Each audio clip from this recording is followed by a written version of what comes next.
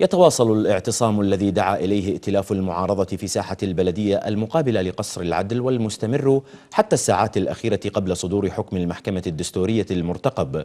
وقد أكد الائتلاف استمرار الاعتصام مشددا على سلمية الحراك. ويشهد يوم الأحد المقبل جلسة المحكمة الدستورية للنطق بأحكام الطعون بعدم دستورية المرسوم بقانون رقم 20 لسنة 2012 بتعديل القانون رقم 42 لسنة 2006 بإعادة تحديد الدوائر الانتخابية لعضوية مجلس الأمة في إطار مرسوم الصوت الواحد.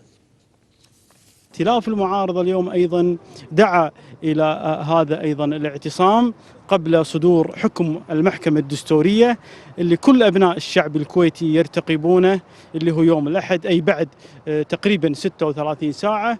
كل أنظار الشعب الكويتي متجهة إلى هذا الحكم اللي أنا أعتقد أنه سيحدد مصير البلد وين رايحة، بأي اتجاه رايحة.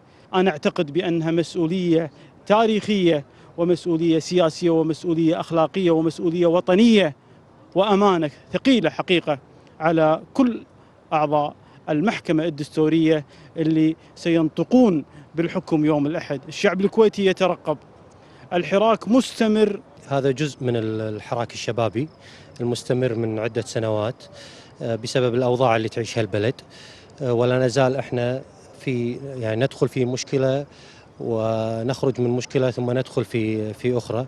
نتمنى أن يوم الأحد القادم اللي هو يوم صدور حكم المحكمة الدستورية في 16/6 أن يكون مجال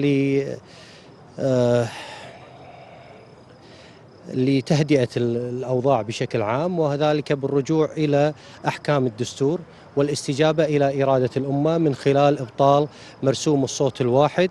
هذا المرسوم الذي عمق المشكلة في البلد وعقدها أكثر مما كانت معقدة سابقا،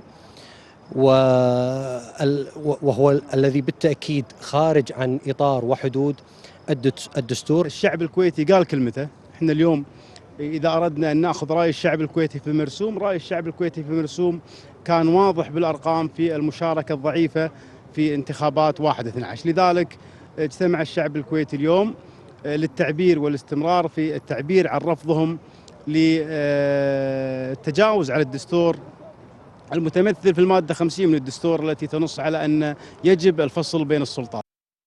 المنسق العام لائتلاف المعارضة النائب السابق مسلم البراك أكد أن المشاركة في اعتصام حديقة البلدية واجب وطني للدفاع عن الدستور. وشدد البراك على أن عدم إبطال مرسوم الصوت الواحد هو الذي أعطى للحكومة حق السيطرة الكاملة على أعمال السلطة التشريعية على حد وصفه.